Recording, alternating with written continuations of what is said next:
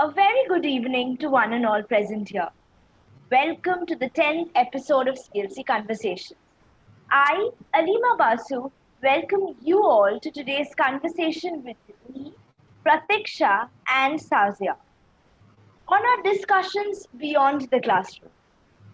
Finally, I got a chance to be a part of the CLC Conversations again because she who used to take the CLC Conversations forward currently is doing her internship. So, in today's episode, let's talk about something which has almost all our attention: mental health. Mental health in today's world is a global concern. Emotional, psychological, and social well being all fall under the umbrella of mental health. And it influences how we deal with stress, socialize, and make decisions, right? And it does not depend on age, from childhood to adolescence to adulthood and aging. Mental health is critical. More than 300 million people and 4.4% of the world's population suffer from depression currently. So, in today's episode, let's talk about this. And we have Miss Shamalima Datta as our esteemed speaker for today. She is a millennial in the field and has been a part professionally of the same field for more than 10 years now. And she has been treating diverse populations successfully, including children, adolescents, and adults. Because we all do suffer from mental health issues, right? I guess you also feel the same. Post her graduation from University of Delhi in psychology honors and post graduations from Jamia Millia in Islamia with an advanced diploma in counseling psychology. She is currently working as a corporate psychologist with Tata Consultancy and is a part of the project where she is providing psychological support to COVID patients at their Mumbai and Kochi locations. Our esteemed guest today also provides online counseling through Your Dost Health applications, personal setup, and several corporate projects such as the Hindustan Times. I welcome you, ma'am, today to this episode of CLC Conversations and would ask Tazia to take this session further. Thank you. Thank you for the Okay, so good evening, everyone. So, Shamalima ma'am, my co-anchors, and all the participants present here. I am Shazia, I am a passed out student of Masters in Clinical Psychology from NSHM Durgapur campus. I passed out this month itself, and I am glad to be a part of this conversation. Hoping to have a blast of insightful conversation with you, ma'am. So, thank you for coming. pleasure. Now, Pratiksha, over to you. You can forward this conversation. I think she's facing some technical issues. So, going forward, ma'am, first I would like to ask you why psychology? Because when you pass your class 12 exam, uh, you go and tell your parents that you are opting for engineering or medical, they are happy about it. But you say that you are opting for psychology. So their reactions can be different. Why did you choose this field in the first place? Yeah, so basically psychology, first thing was that psychology was already there in my school, okay, at the school level. So I used to see my teachers in class 11th and 12th, interacting with all the students, and all the students used to go to them, with all their issues and all. And one thing that fascinated me with these teachers was that they were very friendly and very approachable. unlike very the other teachers who were there. So, and they used to also, conduct workshops like it used to be known as psychomania. So where they used to, get various personality tests, etc., and involve all the students. So when I was like when I was in my class 6th or 7th, or as I went to my senior section, I also used to see that there were lots of students who used to face a lot of issues like at home, or and as a student also I was quite observant of people, like what they are facing. I had that empathetic knack, I feel that. And then what happened was the one interesting thing that used to happen was the teacher used to come to our classrooms, and she used to make some chits, okay, and like we had to just write down our problems anonymously, and she used to just read those chits for us, and then she used to give the solutions. So that used to be really interesting, and that really fascinated me, that and there were so many and kinds of problems that people came with, like children came with, like starting from schools, tuitions, and then when we grew up, and when we were in class 9th or 10th, it started with attraction to the opposite sex. All these things started. So and I used to see how patiently the teacher used to answer everything, and and she was so approachable and very friendly also. So I felt really that's why I got fascinated by the subject. And then later on, when I told my parents, but thankfully my parents were quite supportive of it. Like they did not react that not it's an unconventional, because at that point of time definitely it was an unconventional subject altogether. And but still they felt that I was quite, like, they knew that I was quite interested in the field, because whenever I used to study psychology, it was like I used to feel really happy that I have this subject. And and specifically I think as abnormal psychology specifically used to really enchant me, like what is there in human behavior, why people behave this way. So there were lots of inquisitive thing, like in me, the knack that I used to be inquisitive about a lot of things. So that's how I started my journey, and it continued till now. Like I did finish my graduation, my master's, and I continued my practice in here, and it's been a long journey since then, and I've never looked back since that time.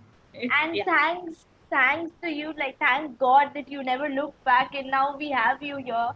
We can Thank talk you. to you, and people can come up to you with their problems, not Yes. think twice before sharing them to you. And it was indeed very interesting what you said of the game that was there, and what got you interested in this Yeah. particular So subject. basically, it was the basic thing that happened was the foundation was laid during this my school days itself, I feel. And then definitely college gave me a lot of like insight, like when I joined college, and I had lots of, the professors were good, and the way they interacted with us. And even the professors in the U, they were very friendly, like it never seemed like it was like they are a professor or something, used to talk about everything under the sun. So it was kind of a very friendly thing that happened in college Right, also. right. And so everything fell in place, so that's how I entered into this field. That is really great. And yes, like for this field, I do believe that that friendlier approach is much needed, because it's very difficult in today's time to make sure that the person that you talk to will understand you and not judge you. Because Exactly. depression is still a social taboo, that I can say, and people still confuse it with sadness. Uh, Exactly. So another thing, how does a person, you know, start to understand that he or she is depressed? What's the symptoms, or how do a person understand? Yeah, so depression, as you said, it's still a taboo, and people don't generally share about their real feelings with people. They're very closed about it, right? But what happens is that when you start feeling depressed, the first signs that come is that you feel hopeless, like there's a sense of hopelessness and helplessness in your thinking, then you might feel there will be a lack of appetite. You might not feel like eating. This will be the physical symptoms. Let me just start with that. And then, sleep will be less, or they can sleep more as well. They might sleep less, or they might sleep a lot, like the entire day. You can see people sleeping. And then there is emotional eating, like they eat a lot. Like if you see, there's a lot of binge eating happening when a person is, depressed. But apart from that, they get a feeling of helplessness. They feel that nothing good is there, for them in future, right? And then they get feelings of, bouts of crying bouts. They get, like, they can cry at any time. They get sensitive to situations or issues which they were not earlier, isn't it? So but the thing is, and then there's a behavioral change also. They might withdraw socially. For example, if you see someone talking and socializing and very friendly people, but then all of a sudden that person is suffering from withdrawal symptoms, is not talking to anyone, is not talking to parents or their friends. So these things come in. So these are the basic changes which you start noticing. But then later on, when if it gets deeper, then definitely suicidal ideations also come, right? But that is when, if you are like, if it's left untreated, then definitely suicidal ideations are also there. So we have to check for suicidal ideations also. Like Right. you must have But seen. that comes in the later part, right? Yeah, that comes in the later part. But when you, as you said, when you how you identify it, these are the basic pointers. So the first thing is to identify the symptoms what are there. Right. Yes. Yeah. Okay.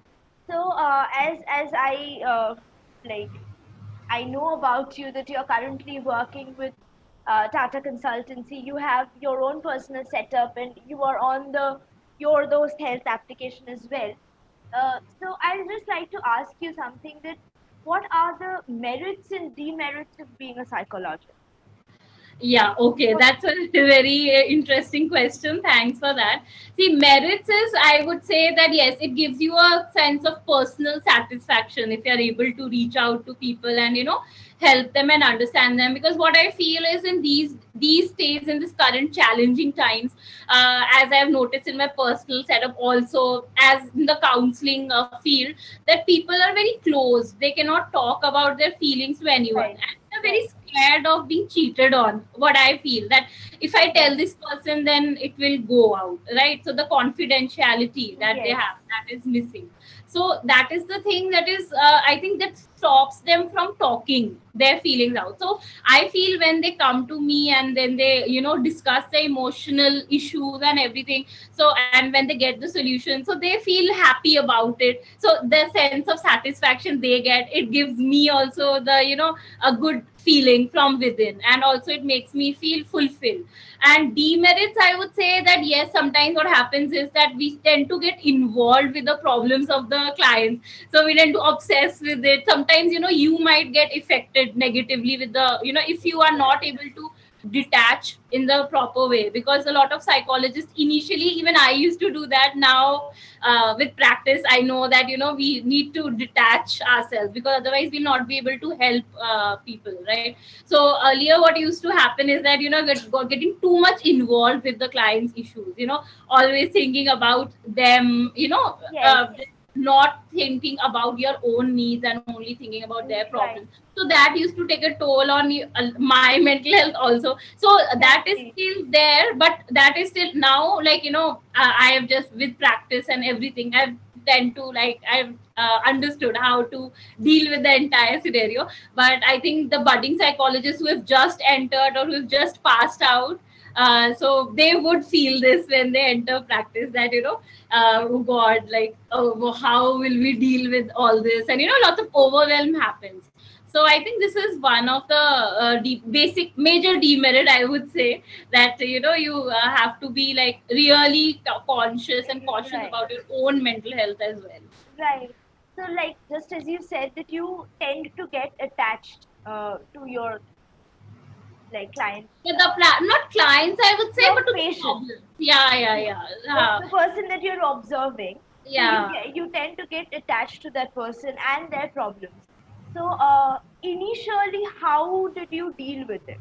Because I believe that you have gone through that Yeah, phase right. when Actually, it was causing problems for yourself too. So how did you deal with it?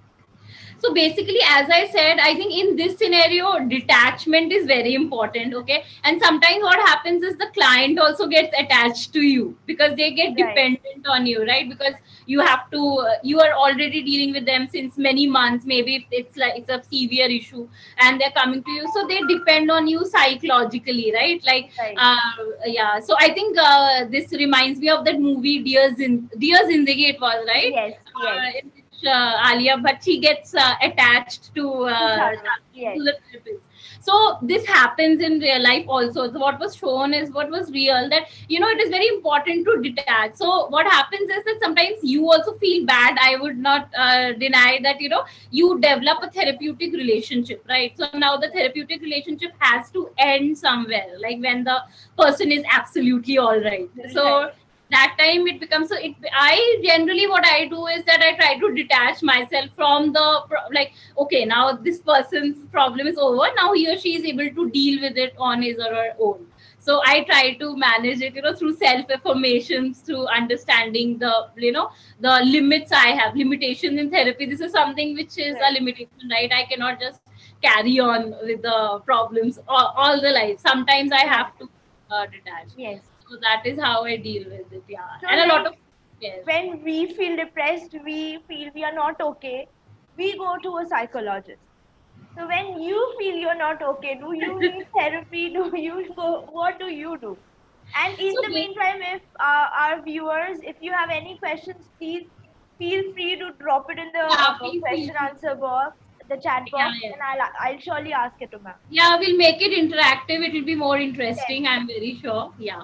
So can you repeat the question? How do I deal with it, right? yes, So basically, yes, I generally tend to, earlier also I've mentioned in the previous thing, if somebody had joined it, that I love journaling. I journal my thoughts a lot. Like yes. I write down my thoughts and what I went through in the entire day.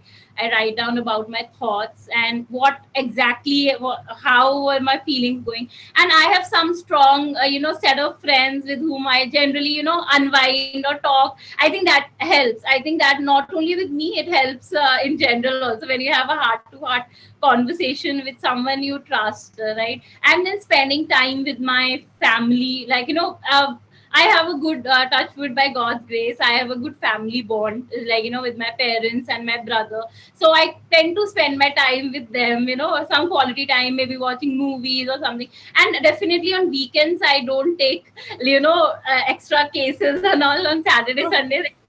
So I generally have that space to, be with myself and my own thoughts and what I need to do. Because generally, you psychologically, you're tuned otherwise in the weekdays, that yes, these Right. cases are there, I have to Right. deal with these. So that is how. And self care is very important. So self care, I do take, like, sleep, which is very important. Like, I have to sleep for at least 8 hours, should be the norm. So I try to take that much. Like, even if it is not that much, but at least 7 hours of sleep is important, right? And definitely eating some healthy food. And food is also one thing, like, I generally like to binge on. I'm not saying that I binge on food all the time, but if I get to eat something good, or maybe But you try a are a new. foodie. Yes, I am a foodie. So basically, food is something which, like, it should not be taken as an emotional outlet, as I said. But sometimes, if you want to, you have a good a craving for something, and you eat something, it's good. Like, it makes you feel better. Like, that you tried a new recipe, or maybe ordered your favorite food. I think you also do that. From your favorite restaurant, something, anything and everything. And these days, so many restaurants and all are available online, so you can just order, or maybe you can cook if you Yeah. can. Yeah. Right.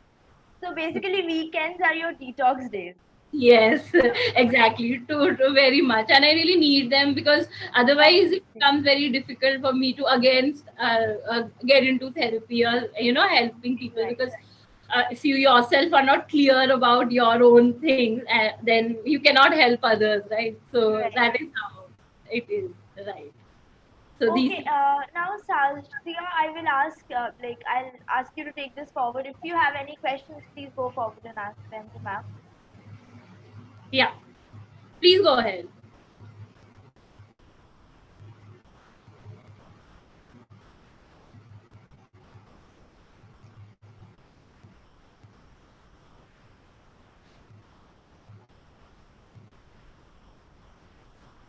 Yeah. I think there is some Lima, go ahead. Yes, I think she is facing some technical glitches. yeah, I can understand these days network issue is very Yes, bad. and it has Every been raining really badly here in Kolkata, True. in West Bengal actually. So there is some network issues because of that. Correct, correct. So, yes, so we talked about how you deal with it, we talked about your detoxing. Now, coming to the people you help, have you ever faced an angry client, like an Okay. angry patient? Okay, an angry. Yes, I have. I have faced an angry patient. So, in what context are you asking? Can you Can you tell me, like, in what context? Because an angry patient can be there in many contexts. So, is it like, do you have any specific context, or you're just asking me in general? In general, I'm asking you in general. Okay. So basically, short tempered clients come to me a lot of times that they feel that, that they just, blurt out things without thinking. So recently, I got a client from the MNC I work in there only. So they were facing, this was a girl, so she was facing a lot of problems at work because of her anger issues. So she was not able to deal in a positive way with the manager. The manager used to be always angry at her because the way she used to speak, like she had no control over her tongue basically. So this is what hampers you in a corporate setup, right? So isn't it? So what happens is, so that's why she shared about her issues with me, like the anger issues that she has been facing and all. So I gave her some anger management techniques. Now basically what happens is that an angry patient cannot just go from an angry mode to a normal mode, right? Because it takes some time to you cannot change your personality in one go. Exactly. So it takes some time to understand why, basically what happens, anger issues are the is the iceberg, it's the tip of the iceberg. It is basically a lot of frustrations that lie behind that is causing the anger. Okay, so anger is just something which is sometimes you feel frustrated, a lot of people get depressed, and a lot of people express it via anger. So what we do is that we talk to try to understand what is making the client angry. So what she said was that the environment was not feasible for her, and there were some home problems also, problems at Right. home as well. So I felt that that was the cause that was making her frustrated. So my basic agenda was to go to the root of the problem. So that's how I dealt with her. Like I just a couple of sessions were taken to understand why this is coming through. So since she belonged to a broken, I won't say a broken family, but since only the mother is there, and her sister is married and everything and all, right? So that ways it becomes a problem for a person to not have Right. any. And another thing, that there was a lack of social circle. There was no friend circle as such. So that is also one thing. So these things, when I addressed these major issues, like how she could improve her relations with her colleagues, with people around her, and how she could deal with situations in a positive way. So that shifted her alignment, like that she was aligned more with her own Right. inner. And then and I won't say that it just went off away in one or two sessions, but after a couple of sessions, like, it was much better. Much So what happened is that she used to feel angry and blurt out at anyone and everyone, but later on, see, once she felt understood, that yes, a person is there for her, like even in the form of a therapist, she could tell me Right. her feelings. So she felt understood. So once you feel understood, you feel better as it is, right? So so she also underwent some transformation, but definitely we are still working together. It is not that, it's like totally over. There are lots of issues that needs to be dealt with, but anger issues, basically what I have seen in therapy is that comes from some kind of unresolved emotions, like basically if they're coming from Right, right, broken family, or maybe there has been some childhood abuse there, or some issues there that were not resolved in childhood, or body image issues. All these things, right, constitute to anger. Yeah. right. Yes. Ma'am, that I am getting a bunch of questions in my head to put forward. Actually, your Yeah, yeah. answers are quite interesting. So, like from a psychologist point of view, can you describe the qualities of an effective communicator? Okay, quality of effective. In the From the perspective of a psychologist, you are trying to understand, right? I mean, how a Yes, psychologist. ma'am. So basically, they have a proper, the relationship has to be proper. One thing is that in communication, there should be a form of trust, right? That trust, the non-judgmental thing that we study in psychology. I think you, being a student of psychology, you have studied it. That once we are non-judgmental in our approach, we are not judging a person or a client or someone who's speaking to us, then the person feels good, like, okay, this person is not judging me, and they will be able to open up. Because what we see today is that mostly people judge others these days, right, on the basis of their whatever looks. It could be basis of their how they where they live, their economic condition, anything, like. So basically, if you're in a non-judgmental state of mind, then you can, that builds that trust. And apart from that, empathy is very important, right? So there's a difference between sympathy and empathy. So once we have this empathy can be expressed through a lot of ways, right? It could be through a positive body language, like for example, right now, if you tell me something, if I'm nodding my head, right, and I'm like, okay, I may be giving some hand gestures, right, that, or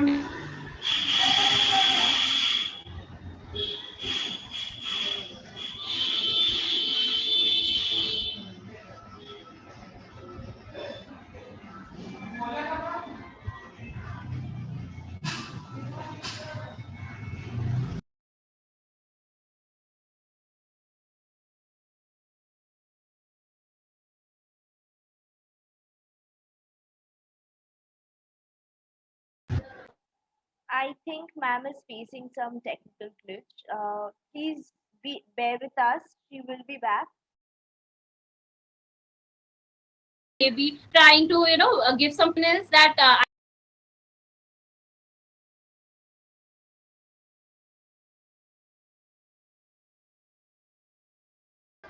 can you hear me? Yes, ma'am. Yeah. Now we So can. a positive body language is very important in this scenario, right? So a nod or a hug from the, if you are quite, open with the person, like that. So these body language issues, or maybe a handshake, something like which makes you feel that if the other person feel wanted, right? So it can be Right. anything. And a proper eye contact, like eye to eye contact is very important in body language. So once you give these kinds of signals, the body language, then automatically the communication improves. And this is also part of therapeutic communication that is there, right? And the Right. way the words you choose to, talk to the person, like, without using any kind of abusive words, you're talking to them in a polite, plain way, right? And in a more polite and amicable way, right? The way you speak is also very important. I mean, if you are, empathetic, showing empathy through your words, that also gets into a gets you into a good relationship, therapeutic relationship, in terms of psychology. And it is not only in psychology, I think in every kind of communication, if we use these tips, then it helps, right? Because a person would always want to come to a pleasant personality, right, instead of someone who's closed and doesn't want to talk, or doesn't want to understand you, isn't it? So that helps not only in therapeutic communication, but Definitely, in ma'am. every way. Yeah. So I think these are some of the major points. Right. Okay, ma'am. And during this pandemic, what challenges are you confronting as a psychologist? Okay. In terms of my clients or in general, you're asking? In terms of clients, can you be a more specific with this question? In terms of your, yes, ma'am. In terms of your client, what Yeah. So basically, in the pandemic time, what is happening is for every age group, it could be kids or it could be adults or even the elderly people, that they're not able to go out, right? They're not able to go out of their homes. So they are basically homebound. So there is no boundary between work and personal life, right? So the entire day is work life. Earlier, it was like after 6, it's over, or after 7, you are home and you're having your food and you're with your family. But now what is happening is everybody has their own work life going on till 12 o'clock, 1 o'clock, Right. and there is no boundary, right? And they're not able to communicate with their family members that much as well, right? Because families also want to spend time with them, but because of their work they're not able to do that. And for example, we used to dress up and go to office, so that is also not there. Like anytime they're getting up, there's no routine, right? We have used to have a schedule, isn't it? But now there is no schedule. So these are the challenges which the clients are facing, which is making them feel anxious, because they're very uncertain about the future. They're thinking, when will this end? And they're getting frustrated, and they're not able to meet friends. So definitely that is one thing. And what I specifically noticed was that they're withdrawing themselves from social relationships as well, because they feel that it's no use being friends with anyone now, since we are not even meeting anyone. So that communication gap is there, like that conscious way to connect to friends, like okay, we'll meet through video or we'll talk to them, that is not there. So because they feel that we are at home, and otherwise they're spending time with web series and binging binge eating and web series. And web series is very addictive. I think we all Yes. know, right? Yes, So ma'am. you start with one, Definitely. it just and I think that's negative also, because the advertisement companies, they just say that okay, just sit for 3 hours, 4 hours, binge eat, and just enjoy, It's right? That just is. not possible. You have to know what happens at the end. Yes. So, but what happens is this is making, and another thing that I noticed is that this is also since you all are going college going students. So definitely with college going students, what is happening is that they're comparing their lives to these web series, right? I mean, Right. there's a sense of like a comparison, that that's a perfect life they show, but definitely that is not a perfect life. That is just to Exactly. grab your attention.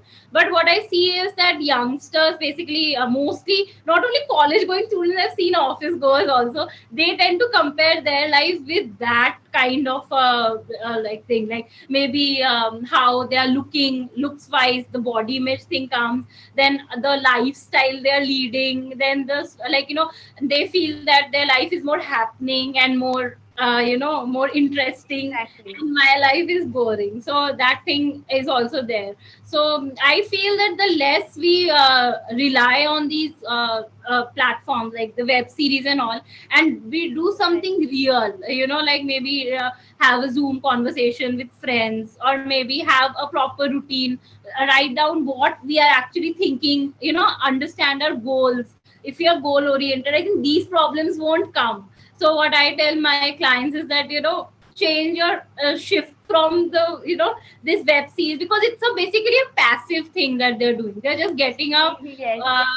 going to office, and just after that they're watching web series, and web series continues for 2 3 hours, and they're just doing it, binging, and then sleeping off. Like they don't even talk They to lose their on sleep family as members. well. Yes. Yeah. And they are very much detached from their family as well, from their parents, or even the office goers who are going to office, from their wives or from their kids.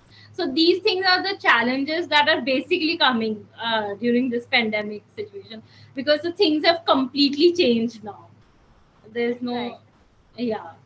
So Yes, ma'am. So, That's ma'am, actually getting difficult. Yeah, it is getting Yes. difficult. I mean, if you're not able to handle your emotions, then it's getting difficult. Like that is what where I think therapy comes in, where Right. you can you one a therapist can help you understand what emotions you're going through exactly. What are the thoughts that you're That's going right. through. So that is there. Uh, Yes. yes. So, ma'am, we have a question here. Yeah, yeah. Somebody wanted to ask you that how to deal with abusive parents, like Okay. back Abusive at the parents. home, the family problems that one faces, how to deal with them. Yeah, so basically abusive parents, like it can come from both of them, like the mother or the father can come from the mother, right? So abuse basically is something which is a very common thing, which is becoming common these days in households. So first thing that they can do is that they can first talk to the, sometimes what happens, there's a lack of communication also. Here also communication really matters, because there's a lack of communication between the parents and kids. So what happens is sometimes parents get frustrated, and a lot of parents are not very understanding, I would say, of their kids needs or what they are going through, right? Because they have a set of expectations that this person will be like this, and if she's not like, or he or she is not going according to my expectations, they start abusing, right? So that is the thing. So once one thing the person can do, is the student, whoever asked this question, like they can tell the parents that how they're feeling. Because what happens is, sometimes what happens that the children, what they do is they just shout back. So it doesn't give you any solution, right? Because when you're shouting back, the parent is also shouting back, and there's a kind of a fight every day. So instead of shouting back, it is better to tell the parents that what you are all about, what your expectations are all about, right? Whether how the harsh words of the parents are affecting them in a negative way, right? Right. So basically, So communication is the key. That communication is here, what it is you're very trying to important. say. And if still sometimes it is there that parents sometimes still they don't understand, then it is good to take help of a therapist here. Because if you go to therapy, and then if you talk to, if you make your parents also talk to the therapist and make them understand from a professional angle, sometimes Right. they understand. Because what happens is, parents don't understand their kids, like they feel that they're just making excuses about Right. things, because it's just that they're just at home and like that. But definitely abusive parents are, like, I think are on the increase these days. Because one thing that has happened is, because of pandemic, the kids are at home Yes. and parents are also at home, so they are not able to tolerate some of the behavior of the kids, right? Because Right. it's quite different now, because kids also have their own routine, their own thinking pattern, tantrums, whatever. So that creates a gap. Yes. So it is quite possible that maybe the person, parent is not does not want to abuse. It is quite possible that there's a lack of communication that is happening. So if the communication, if they can sit and talk, right, just like earlier Yes. families used to sit and talk, now it's Just not. like old days. Yes, like old days, right? So I think here old kinds of the old things that we used to do, the Right. that we say that are old fashioned, but these old fashioned things are not really old fashioned. They really They help us. do make a sense at one point of time. They do. Yes, they do make a sense a lot in a lot of ways. Like communication is Right. something helps in a lot of ways, and specifically in psychological problems. If you are able to tell what you're going through, then the other person will understand. Sometimes parents don't understand that what my child is going through. So Exactly. yeah, so these, I think this addresses some of the, because this is a general thing which I gave, but if this person wants to understand more, can get back to me. That is not a problem, like if there's some personal issues that Sure. is. Sure, ma'am. And yes, so as we spoke, ma'am, about the pandemic, and you also said, like, we all are like stuck between the four walls of our house. Correct. Uh, there are students who just started their college, and there are students who are stuck in their house in the midst of their college life. So all Right. of us, we had something planned, something or the other planned, that we will do this and that in college, but that's not happening. we are just looking at a screen almost Not able to day. meet virtually. It's a virtual game now. Exactly. So how to deal with those situations? And then Okay. somehow the future lies ahead is very uncertain. So our Right. students are also getting very depressed that we had certain things planned in the future. Like after 3 years, I'll be probably working somewhere, or I'll be doing this. I'll be opening my own business or something like that. Correct, But correct. then now the world is very uncertain. Nobody knows when another lockdown comes in. Nobody knows when this is going to be over. So Correct. how to deal with such kind of things? See, first thing, what you the people, college going students who are facing such issues, they can do is that, they can make some particular long term goals, because now short term goals are at bay now, right? Because the pandemic is, we don't know when it'll get over. But if you are goal oriented, right, you still have your goals. It has not gone away, right? I mean, whatever you made. So definitely, the ways must have changed. For example, you cannot go to you cannot go to college and interact, but you guys can have some, get-togethers online. I know it is not that personal touch, doesn't come Yes, on the online platform, but at least it gives you some outlet, right, instead of not communicating at all, right? And another thing is, you can have some fun activities, right, together, like, getting to know each other. That is one thing, because I think now even students don't know each other because they couldn't go right. to work, right? So that, yeah, you were going saying something. No, no, no. Yeah, so that's how things work out. And apart from that, when you're talking about goals, the goals are still the same, right? It hasn't changed. I mean, maybe you will go to work, uh, the goals are not changing, it is intact, but only Right. the ways how you will reach the goal is something different. So you can still work towards your goal every day, because it's a consistent thing, right? When you reach a goal, it is not like today you start a goal and tomorrow you reach it, right? It's not like that. You Right. have to be in a Right. consistent way. So every day you can plan some activities to reach towards it. For example, if you want to get through a job interview, so you can improve your skills, right? So there are so many skill development courses that are Right. there online. And I think I personally saw one, that is the Skillshare app. I don't know whether you've seen that. I saw some of, like, very nice,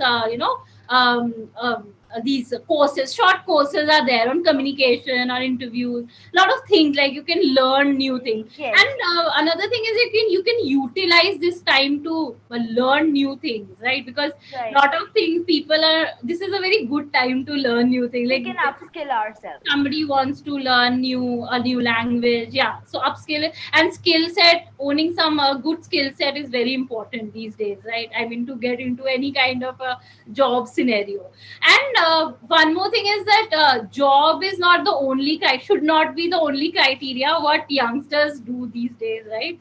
That is the Yes. only criteria that of a good life. So they tend to ignore the other parts of life, right? Like socializing, or having a good routine, right, every day, Right. getting up Right. on up at a particular time, or writing down, journaling their thoughts. All these things are very important, of a part of self care.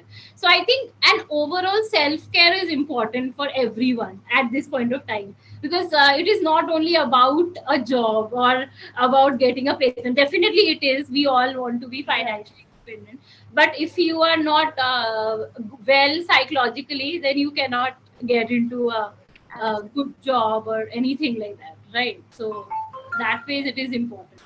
So incorporating some good habits will help in this scenario. Yes, and I completely agree with you wherein you said that we should, you know, at least if not physically, virtually connect with our friends or do something new. And I will surely like to thank NSHM because they are having the CLC conversations. We have competitions and a lot of programs that are going on, which keeps Correct. us busy actually, and somehow keeps that heavy burden off our head. Right. So True, that true. that is helpful. Ma'am, we have another question here, Yeah. and she says that when you yourself are feeling low, how do you deal with it? Your anxiety or your depression? I mean to say, when I am feeling low or when I feel bad. Yes, so that's what I think I mentioned a while back, that I Okay. tend to take care of my self care very, like, for example, I like to play some instruments. So I like playing the harmonium and the piano. So sometimes I Okay. play that. So music really helps. I think all Yes. of you can also try that. Like, even if you don't know how to play, you can just listen to music, because Yes. music really helps. And if you watch a very soothing movie, that really helps me, because see, movies are what I'm not talking about those movies which try to excite you, like the violent ones. I'm just talking about the movies which are very meaningful, the meaningful movies which are available these days, right? So you need to check what you are watching. That is also important. Then you can get, I generally have a garden, so I generally get into nature is very helps Okay. you a lot with Very unwinding. therapeutic. Or maybe you can reading helps. So these things, whatever is there, whatever you like, basically. For with me, I do these 4 5 things which are always there. Or I generally like to talk to people on a one-on-one basis, with whom I can talk about everything what is going on in my life, or how I'm dealing with situations like that. So I generally talk all my friends, or just tell them what is going on. If I'm feeling low, then I talk to them. Or sometimes I talk to my mother also. Like, it's like, it's good that my mom is quite friendly with me that way. That's really good. She tries to understand what's going on in my life, and also that way I tend to share with her also. So so these are some of the self-care tips that I generally do every day, almost, like at least 1 or 2 hours I do give myself, at least 1 hour, at least, I mean, minimum. And if I can get some more time, it's, and sleep is very important, as I said. And being a foodie, I generally, generally cook something good, cook something or order something nice, some Yes. dessert. That That helps. helps. So, That helps. yeah, Yeah. So like, in your case, your mother is very friendly. She is probably the best friend that you can have, and you can talk to her. But like, depression, mental health, these are all still a social taboo. And yes, when some of us go to our parents, they say, no, it's nothing like that. You're not depressed. You're just sad. exactly, You will get over it. right. How do we convince them that no, sadness and depression is completely different? We are not sad. We are depressed. We need to talk to somebody, or at least if we can talk to you, that would also help. How do we convince them? We Yeah. need to talk. So what happens is that sometimes parents don't understand the concept of depression and the mental health issues that youngsters face, right? So you can at least have a heart to heart talk with them, that how it is different, because sometimes they don't know what is it all about, right? Because nobody's telling them. They feel that it's just sadness, nothing, it just goes away, like and a lot of parents come and tell me that I recently, like in our times there was nothing like this, and we were so free, and there's not, like, why is my daughter facing this kind of an issue? Some parents come and say like that. So that means that they don't know. So psycho educating them is very important. So you guys can do that, because you people know, you're quite aware, this generation is very aware, right? The Yes. college, they know what is mental health, what a person can face. Than earlier days, people were not that much aware. So you can use your skills to at least tell your, make a conversation with your parents. Because, and one thing is that you have to be assertive with your parents sometimes, like if they are brushing you off, you have to tell them that no, this is something which I'm facing, and this is serious, like otherwise what happens is, if they brush it off and you also brush it off, your mama to won't understand, leave it, like sometimes some parents This can happens. see Yes. that my parents don't understand. So you need to make them understand also. So if you still feel that they are not understanding, then you can take the help of of a therapist, or someone who is good at mental health, counseling, so that they can tell the parents that this is something which is, or is it, it's Right. not always that always you can go, you have to go, you can seek help of someone, some senior who might understand your issues, right? Right. And they Right. can also go and explain. It's not that you always have to, but yeah, it is feasible to take professional help. It is very important. Right. Yeah.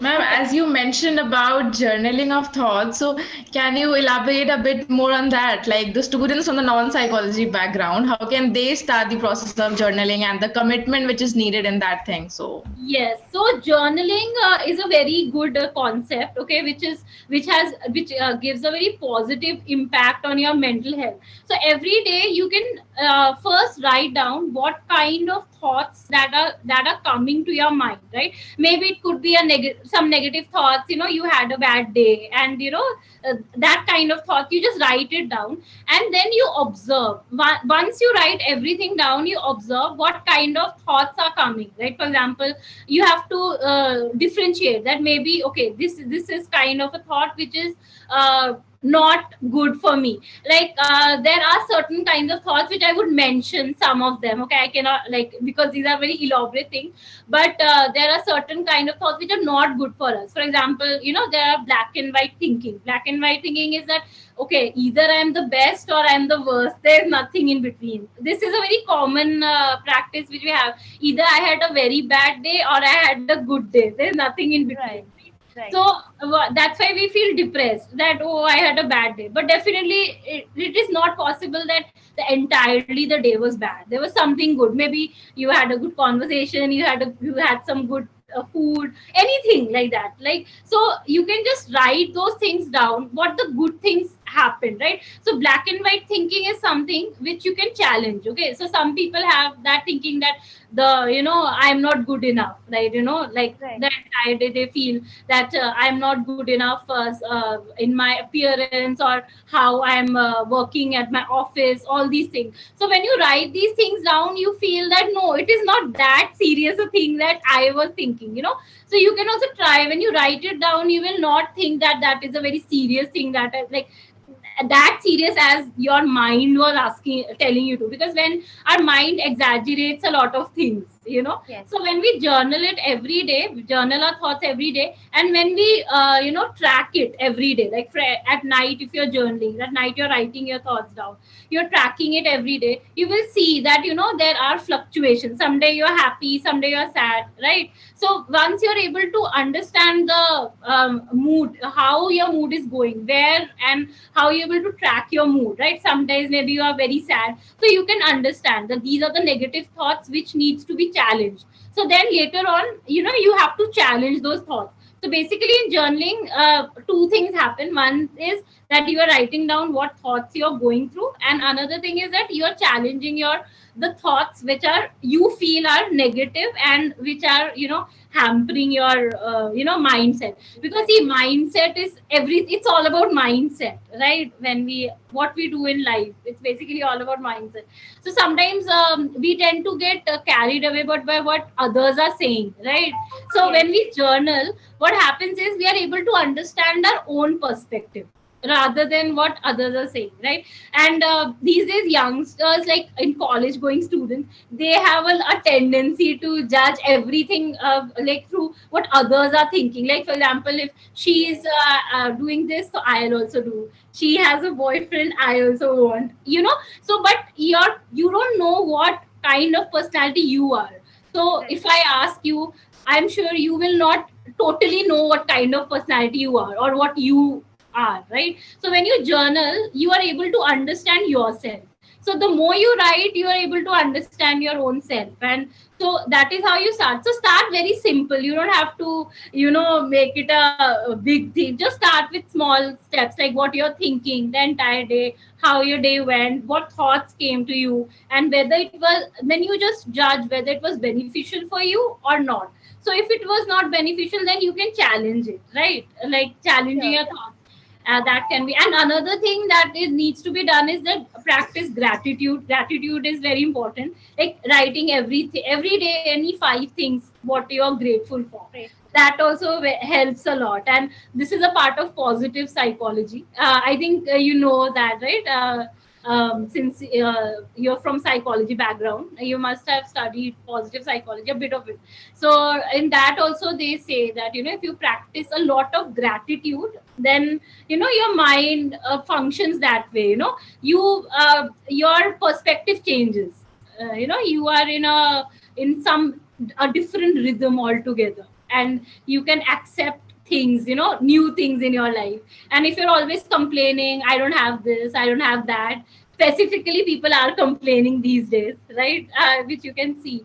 And that helps. And I think you must have heard about the concept of minimalism that is coming in these days, which is very which a lot of people don't relate to also. So I'm just talking about people who might relate to it, like the Japanese concept of ikigai that is there, right? In which they say that, just focus on the things that are important in your life, the essential parts, right? So not so many things which are there on the internet, right? Everything we generally tend to check out everything on the internet.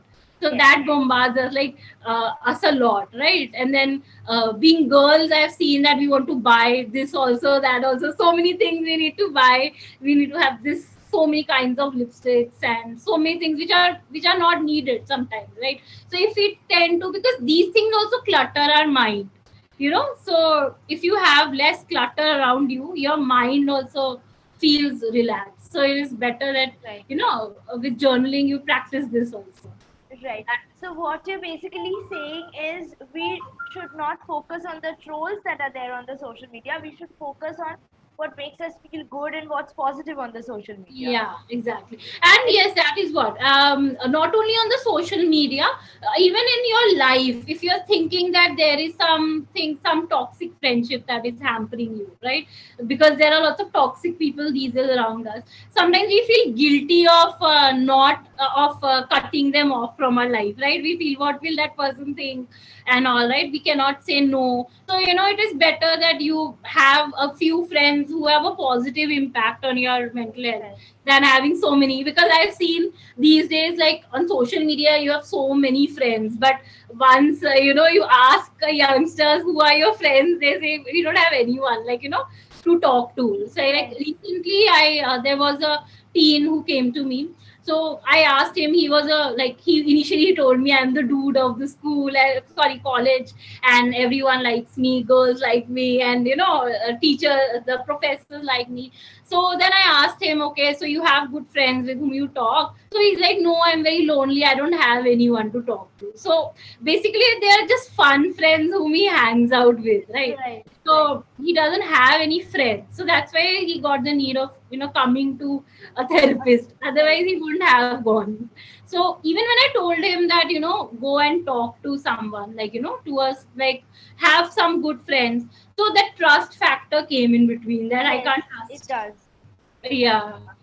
Because these days, trusting someone has become very difficult, what I see, because of the competitive environment around. Yes. Isn't it? But I also, like you, I also believe in quality over quantity. Yes. So I also do believe that if even you have 2 or 3 people around you, you get positive vibes from them, you should keep them. Keep them, yeah. And one thing is that the peer pressure, college students generally get into a lot of peer pressure of having hundreds of friends, and of having a boyfriend or a girlfriend, Yes. or having so many clothes. Lots of things are there, right? Peer pressure is a very wide, huge topic. So we should know that whether we are coming under the pressure of the peer, or whether it is a very general thing, that is like whether you actually want it, or is it because of your friends that you are doing something. Like I've seen a lot of them, like buying, shopping. Okay, we like shopping, all of us being girls, but some of them, what happens is that, okay, she has so much, so I also have to have this much. Like she's having that kind of clothes, I also want to wear this. Or she has so many friends, I also want to have so many friends. So so these constant comparison, that has to stop.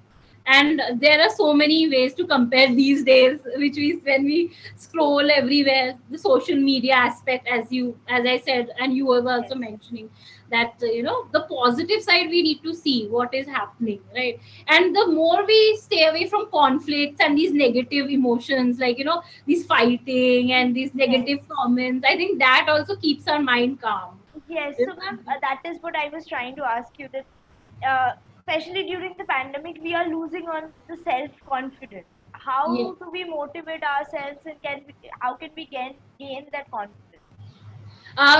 Self confidence in what way? Like self confidence is a broad topic. I mean, broader topic. So, can you tell Yes. me what way you're losing your self confidence? Suppose somebody is I'll take myself into Yeah, yeah, consideration. yeah. Suppose just like I'm an influencer, so if I see another influencer doing good or getting something more, then or probably not putting up great content but getting the engagement that Yes. she needs, and then I somehow get demotivated that am I doing it like properly? Am I not doing it right? How to deal with that? So see here, the most important thing is your perseverance. You know, the how you persevere in your attempts, right, and the resilience, right, to bounce back. Right, So right, if you're resilient enough, this will not, like, this might hamper you for some time, but see, if you have faith in yourself and your abilities, so this much faith you have, right, that if I am good at my work, and it will be appreciated. Sometimes, you right. know, what happens is that engagement, you don't know what, a lot of people use a lot of techniques also, right, to buy followers, do a lot Yes, of other things, right? So you have to first see what kind of things she is engaging in, right? Is she doing it in a, like, maybe you are doing it in a more sincere way, and and that person is not. It is quite possible, right? So instead of just focusing on the result, like, don't focus on we the have to result, focus on ourselves, on, or on your own, on the process you are on the doing, process. right? Right, And don't generally check out too much of the other influencers, what, how they're doing, right, because what happens is when we check out what other person is doing, we feel bad ourselves, right? Earlier also it used to be like that, like, we never had so much things to compare. These days we have a lot of things to compare.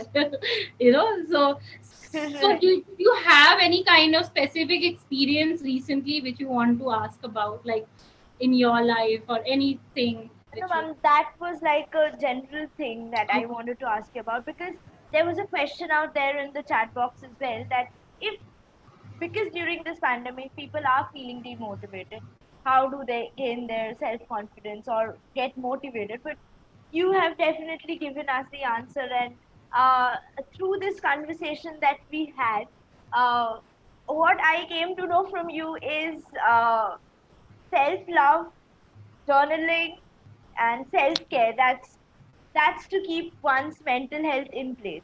Yeah, I self think I care is should. very important for, like, and it should be consistent, and it should be an everyday basis. It should not be like Right, you do it today and for 2 days you stop and then start again. It should right. be a consistent process. It was Altogether. really nice talking to you, ma'am. And you joined us all the way from Dehradun and helped Yeah. us. I think not just me or Sasha, I think a lot of people have been helped and is going to be helped through these conversations once they watch it. I think people are watching it live on Facebook. They are going to watch it later as well. So I think that's going to be really helpful.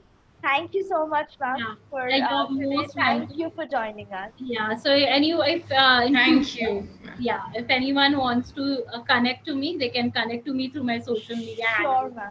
Sure, ma'am. Yeah. Thank you so much for the conversation. It was really nice with all of you. Thank you so much, Thank ma'am. you. Thanks a lot. Okay. Thank you, ma'am. Hope Yeah, to see you again in next Yes, CLC ma'am. conversation. definitely. Yeah. So, some from Rishika Das to all panelists, thank you. You're most welcome. You can see some comments, and thanks to all the participants for coming online. I am 100% sure that they enjoyed the whole conversation, just like I did. And so, thank you so much. And thanks a lot for joining us from Dehradun. It's a pleasure. I mean, I'm looking forward to more such conversations in future. Definitely. We Sure, will. sure, ma'am. Thank you. Thank you. Thank you all of you in the chat box. Yeah.